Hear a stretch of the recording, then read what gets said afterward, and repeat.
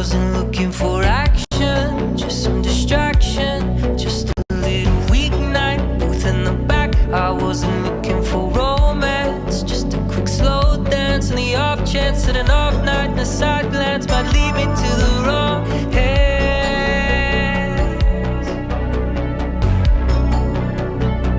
I wasn't looking for you.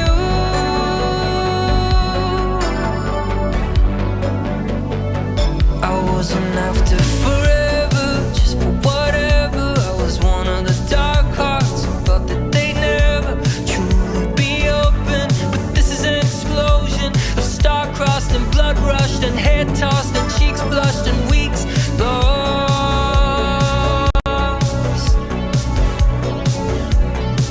I wasn't looking for you.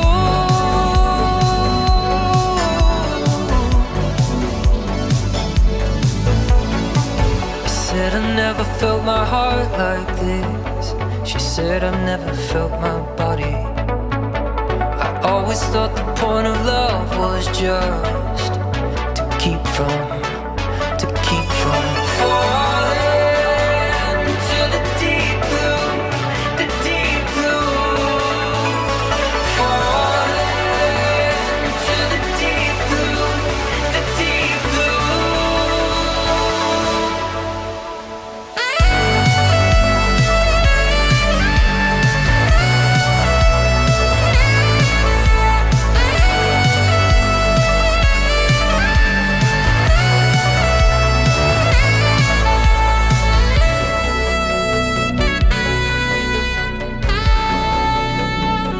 I wasn't looking for devotion, just cheap emotion, but I found love like an ocean. On my second whiskey, your eyes tried to miss me, they lost control. I didn't know I had a soul until the moment you kissed me.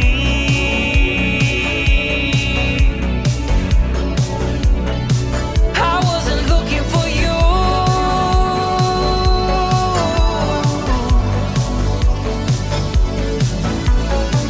I said I never felt my heart like this. She said I've never felt my body. I always thought the point of love was just to keep from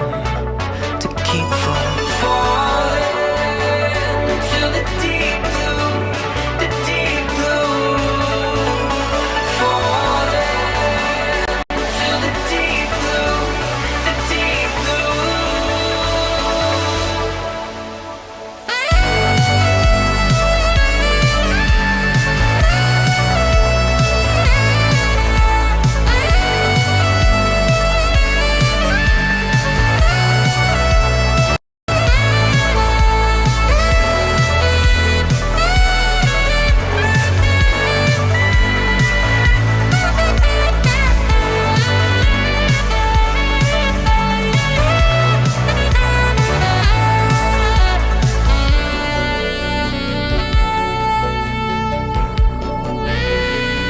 I wasn't looking for action, just some distraction, just a little weeknight, booth in the back. I wasn't looking for romance, just a quick slow dance, and the off chance that an off night and a side glance might lead me to the wrong hands.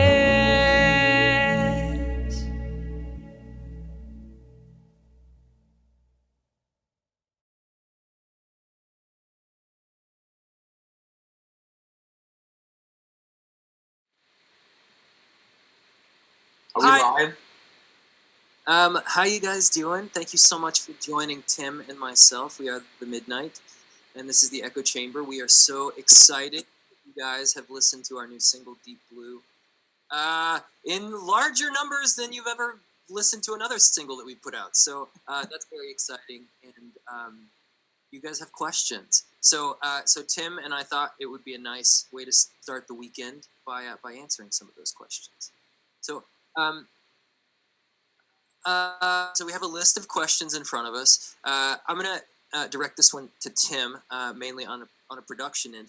What was the inspiration for Deep Blue? Not Another Helen wants to know. First of all, that's a great handle, Not Another Helen. That's a great... I would like to also, when I'm finished with that, I would ask you about that, because this is an interesting song. It was the last song we did on the album, and it added sort of it lent itself to the kind of neo-noir vibes, moods of the album. And I don't know that there was a specific point of inspiration, but I was trying to do something that felt new and fresh yet familiar for us. And it actually, my inspiration came from where you started with those verses, because you wrote those verses back in, well, I think it was Columbus, Ohio last year in the spring, right? Was, but you like I wrote them over your chords. Like you like Oh, I feel like yeah. you did it really quickly. You put down a very sort of sketch Yeah. and kind of gave me a layer, and that verse came really quickly. Yeah, I came back from running to the store or something, and you were like, you were all giddy. I came back and I was like, "So how's it going?" You're like, "Oh, I think this is interesting." And I was like, "Hit me!" And I was like, "Oh my god, this is awesome."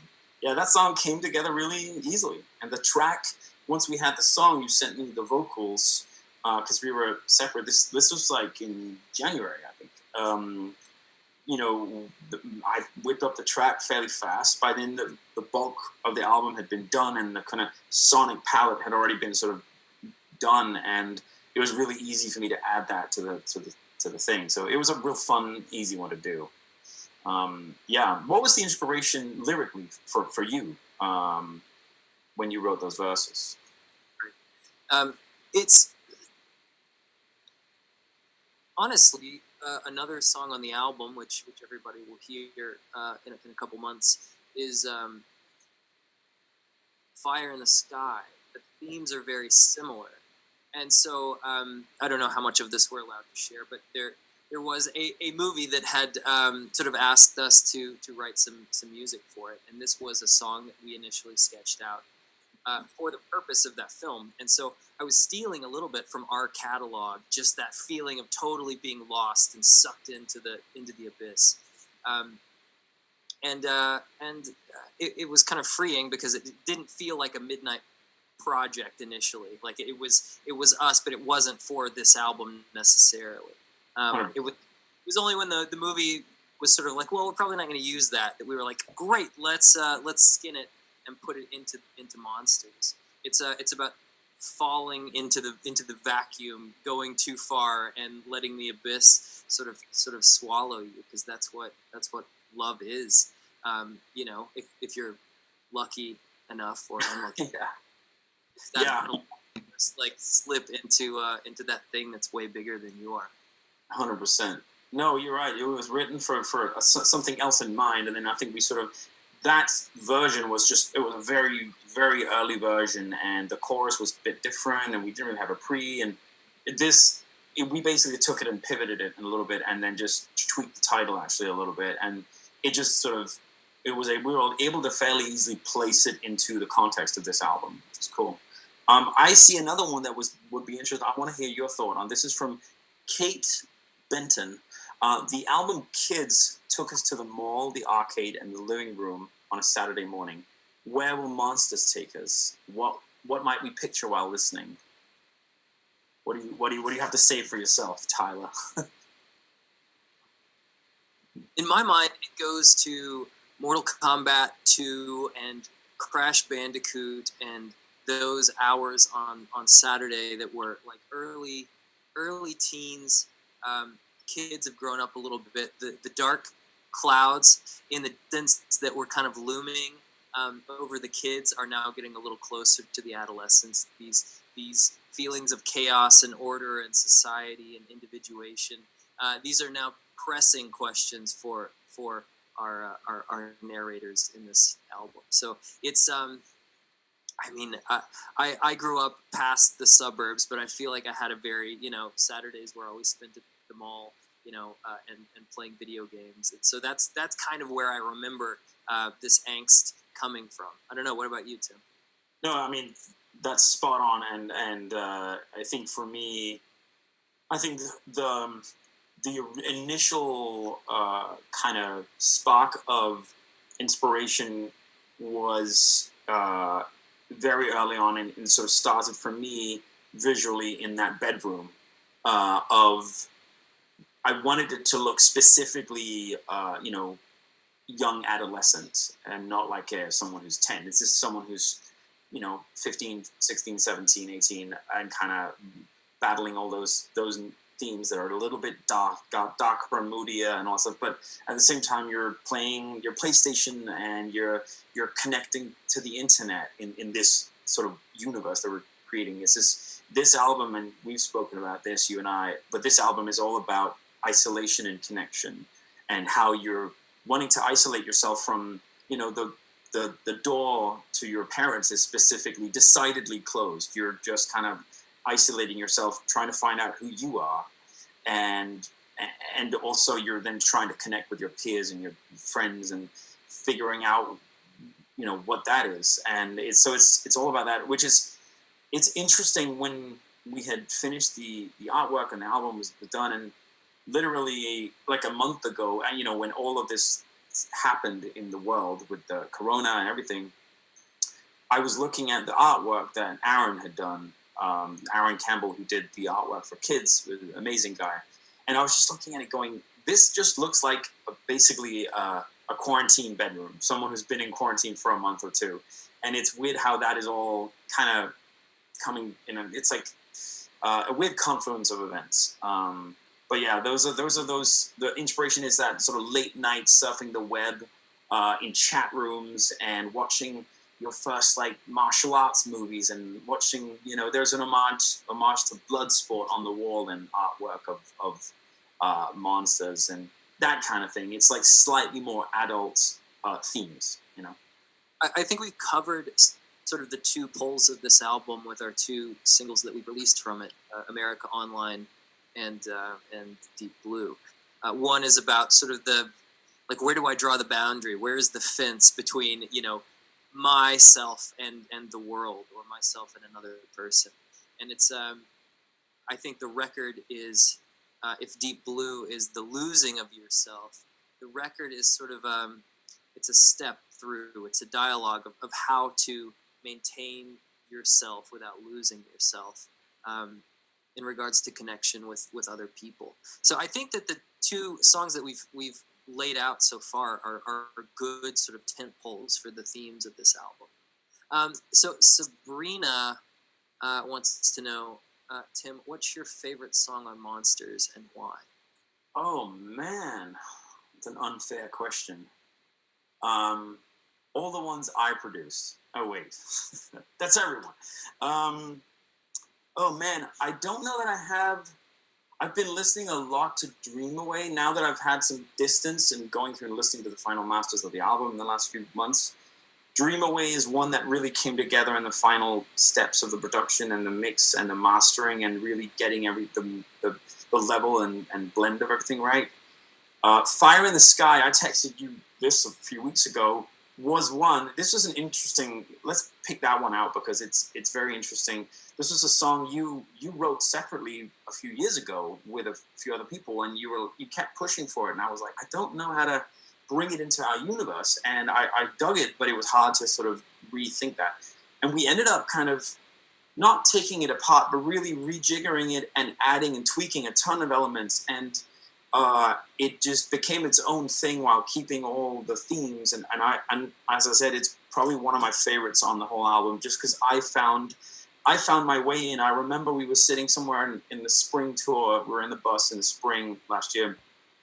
We're talking about the album, and you're mentioning it. By then, it was called Fighting Fire, and I had this track called Creatures in the Sky, which is the track for Fire in the Sky. And I was like, and this is how my weird brain works. I was like, please, Tyler, I have an idea.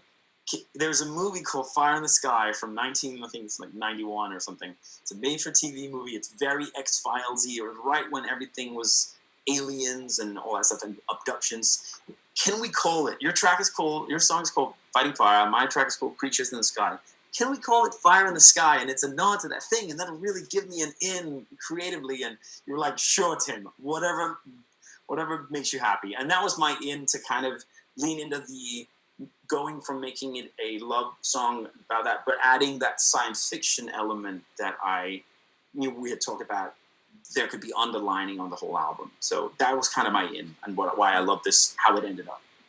Great. Everyone is annoyed because they've never heard that song. They will. Yeah.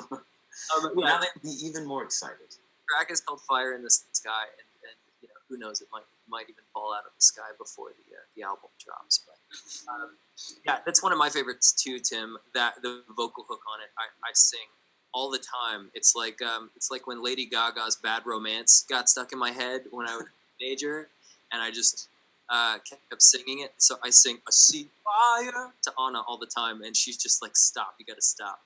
So that's the hookiest one for me so far. Yeah, it's very hooky. There was one I wanted to ask you about. This is from Maya. What sets this album apart from your previous work? Well, the songs are totally different. Lyrics, totally different. All of the production, everything is different. It's a new album. No, it's. I think it's a continuation of Kids. When we started Kids, we had this kind of grand, ambitious plan. We had a big load of songs, and it was just that I was having a kid around the same time that it was kind of needing to be fleshed out.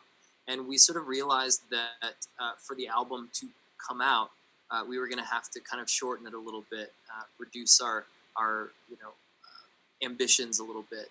And so instead of it being one big album, we thought, well, we can make a world out of Kids and make it a story arc. So this album is kind of the second part of that story arc that we're telling, and it's really fun to be able to tell a full story in individual parts. So that's what Monsters is, and we've used the word adolescent angst a lot, but it's the kid growing up and dealing with these sort of dark forces and chaos and love. And yeah, I think we both had.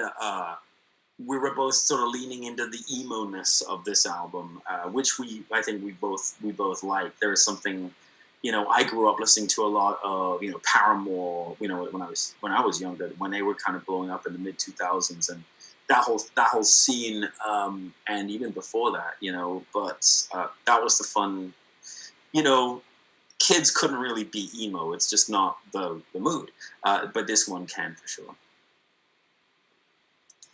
You want to take the next one? You got one? I think DC Music wants to know about retro synthwave. Do you think retro synthwave will become part of mainstream music? I don't think it. I mean, it is to a certain extent is permeating pop culture through Stranger Things, and how The Weeknd, artists like The Weeknd and Dua Lipa they're kind of taking some elements of, and I think Taylor Swift as well. But I don't know that the really, really hardcore synthwave, retrowave sound of that will ever really hit mainstream in the way that EDM did or dubstep did, or when it really came around. I think it's just might be a little too niche, and I might be wrong, but I think we're kind of at the peak of how this is affecting pop culture, and I think the next one, naturally, it's all cyclical, but I think the next thing is the 90s are already starting to really pop and are fun to play with. And we'll grab the Kurt Cobain Jaguar, Fender and play our grunge songs. I hope we'll do the unplugged. But what else? Let's see here. Oh, can we expect any more singles between now and July 10th? This is from Is Jake Real? Yes, you are, Jake. Yeah, we have more singles. Mm-hmm. We have three more singles coming, and the last one coming when the actual album drops. Is it 3? 2? No, 3. It is 3. Yeah, it is. It's 3.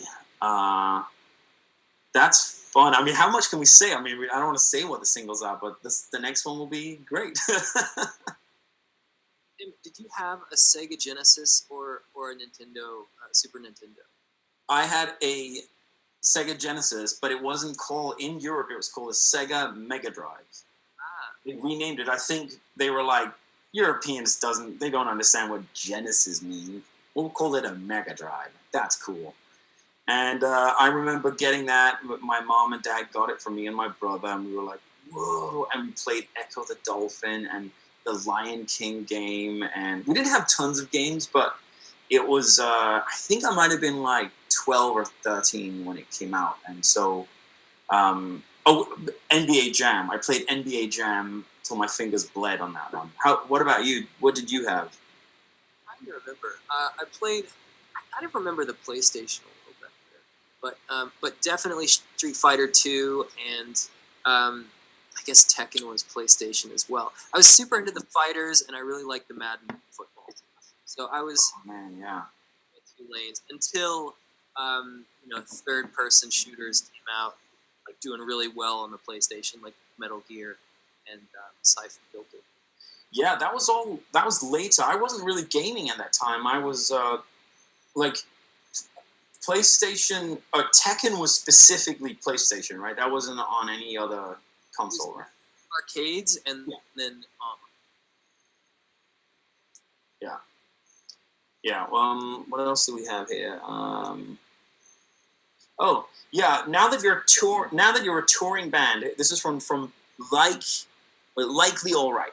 Now that you're a touring band, does this affect how you produce songs? I don't know that it affects it. Maybe it does from my point of view, but it's more the sense of having maybe.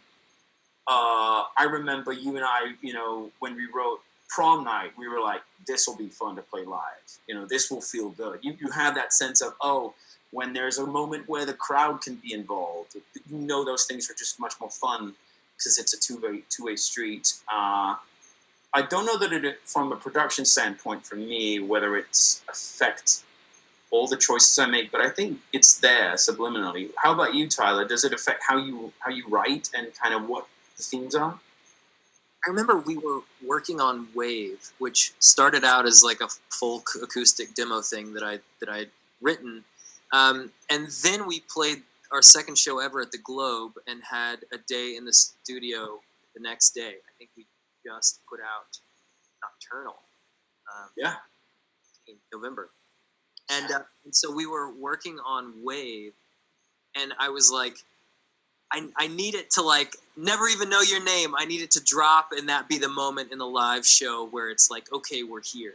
And I don't think that I would have had that moment of like, okay, we need to figure out how to make this a live sounding song before we actually played those two shows and felt like we were a live band. Before it felt very much in the studio and very much sort of in the two earphones rather than blasted from the front of house. Yeah, it's true. I remember making just when we were making Endless Summer and Days of Thunder.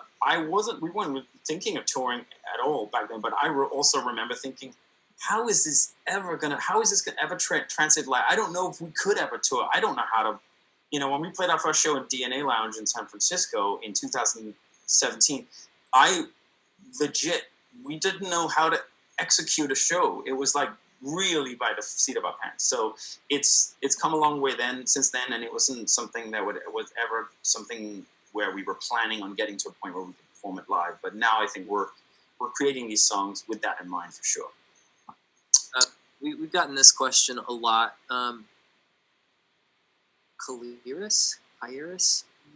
Will you ever come back to Europe and tour France, please? Love you, France. Yeah, are we going to tour again, Tim? Ask the coronavirus, as you so succinctly said yesterday. Yeah, I mean, we had a full tour planned out that we were going to announce, and then all this happened, and it obviously couldn't happen. And we very much hope that we will be able to tour in the spring next year. We have things planned, and there are tours and shows planned that obviously haven't, they're still on the drawing board. But right now it's kind of touch and go because no one knows where this will go. And it's a big gamble to do, to plan a whole tour in Europe or whatever. So we are for sure coming to France again. We love France. We're coming to Europe. We just don't know when. I think we're looking at possibly doing it in spring, sometime spring next year. But still, it's hard to confirm that right now because we just don't know where it's going. What would you say, Tyler? Don't know. We had everything planned out, and then this happened. Yeah, the tour was supposed to have been announced this week, but we'll find you somehow. And as soon as we are able to tour, and we're able to safely kind of get our crew from place to place, we will be there. We are touring. Yeah. We love it. We love it. There's one here.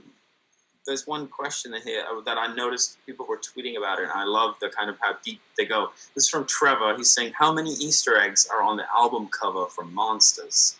Which is something we have been working in tons of Easter eggs and little nods and everything to kind of an expanded universe, midnight universe.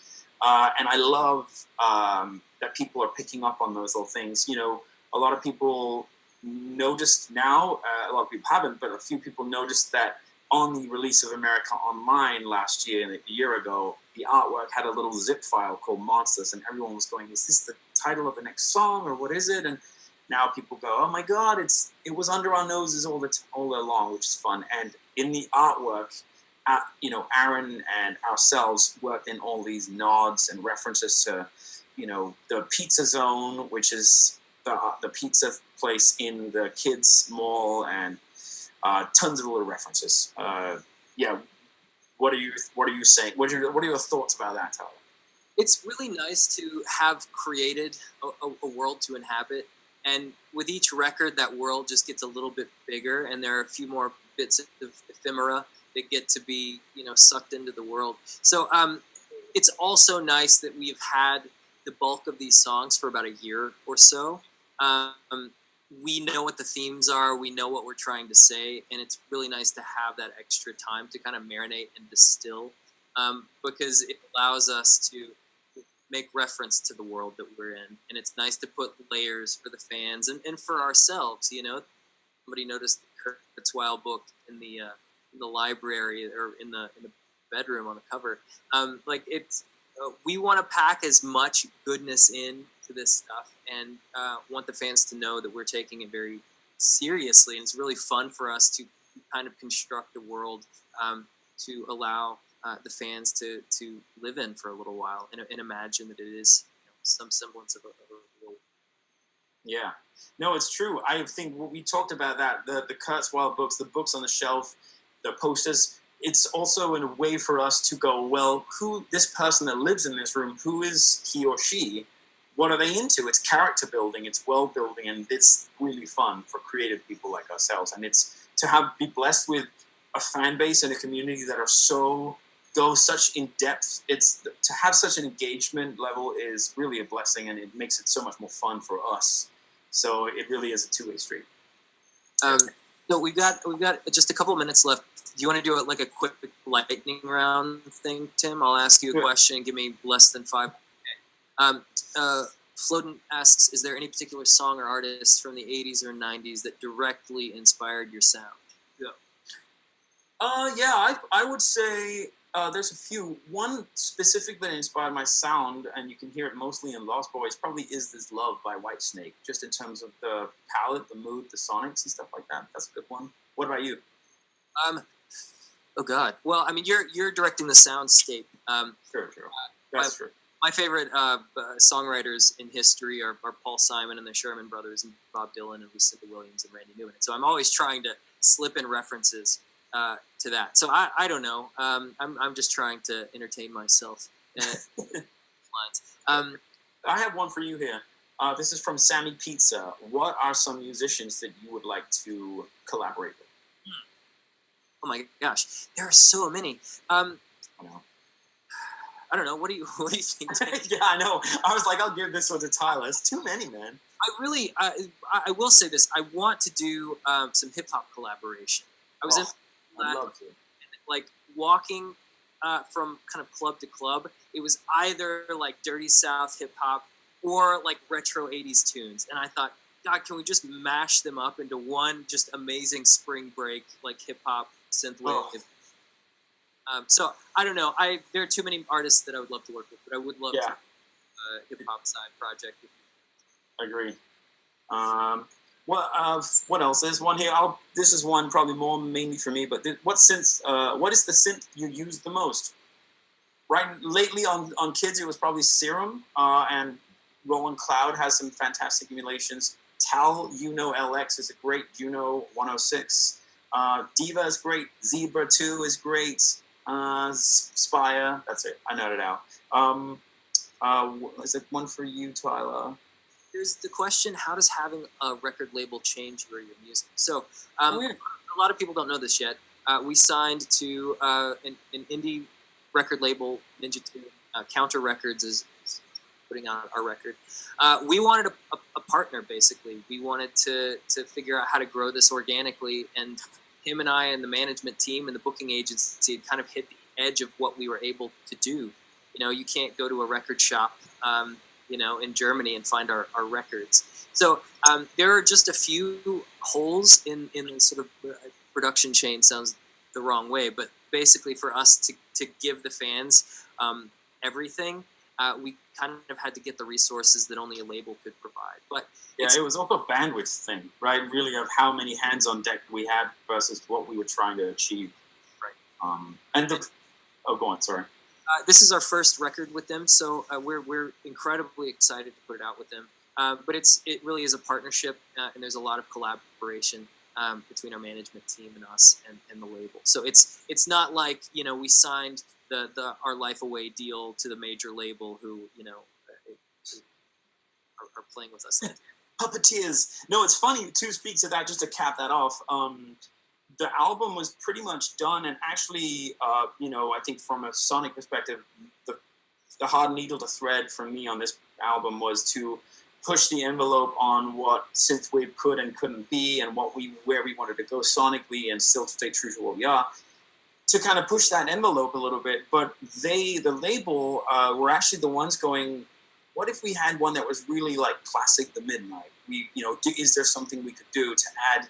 To have they saw the effect that songs like Shadows and Vampires had live, and we actually added Deep Blue as a last one, because we kind of always loved delving into that universe, but that was actually not the label going, we want to change you. They were like, could we do something where you're really The Midnight? And we're like, sure, we can do that.